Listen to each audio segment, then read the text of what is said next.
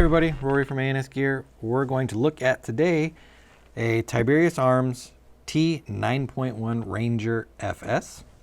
So we'll open it up, show you what comes in the box. Comes in the nice sturdy plastic padded case right here. We've got our gun. All the accessories are going to be located underneath in this lower section here. So we'll go over a couple of the accessories first. We'll move our padding.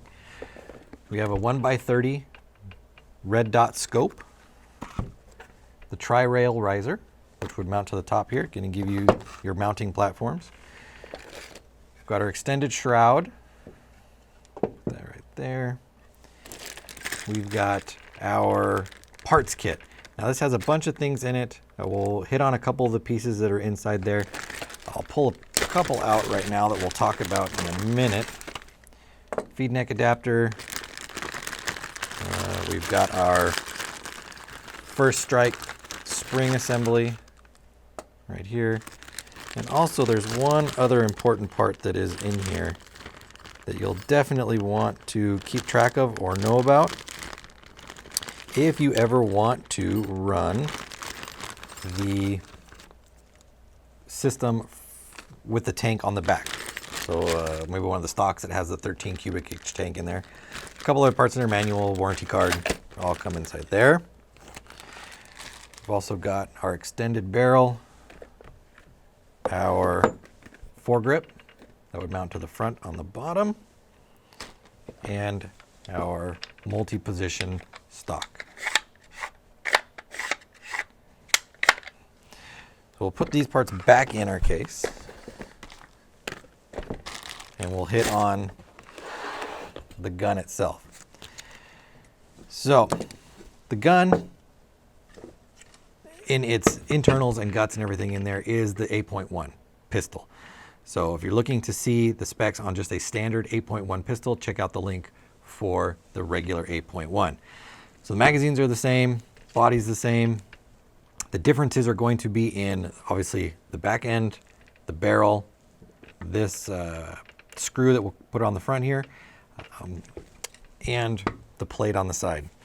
So first thing, the plate on the side can be removed so that we can run our loader on the top, as well as run the magazine with first strike rounds inside of it.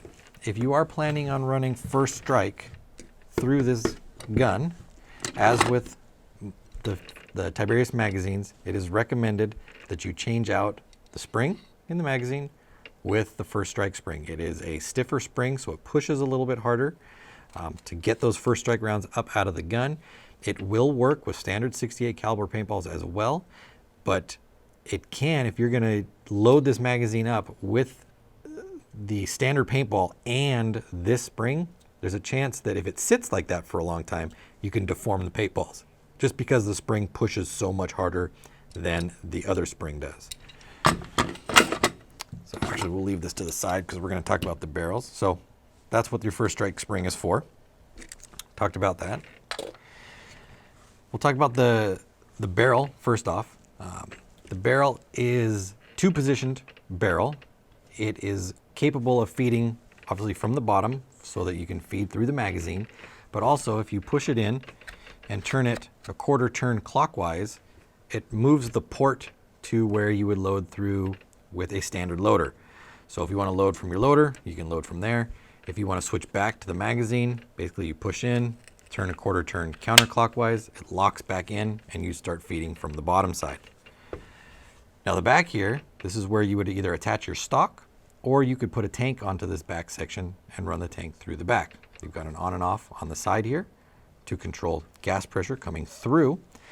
What you do have to do if you are going to run a stock from the back side here is there's this piece that comes with it. Now this is a solid valve that you install into the inside of the gun.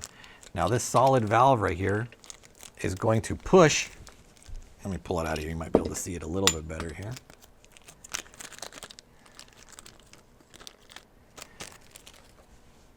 When this valve engages the top section right here in the magazine, like that, there's no hole in it. So typically with the original valve, when it pushed into the cartridge right here, the magazine, that would release the gas through that valve assembly and up and into the gun. But since we're running pressure in through the back of the gun, if we didn't have a solid valve here with no hole in it, when the pressure came in through the bottom, it would escape out the bottom of this and go down into your magazine or into the lower section of your gun, and it would just bleed air. So they provide you with a solid version so that you can run the gas input from the back. So if you're going to run the gas from the back, this is mandatory to install in your gun. And it comes with it. And that's what this big block is for on the back right here. So on the front, if we want to install our extended shroud on here, basically we just unscrew this thumb wheel on the front. We'll just attach that on there.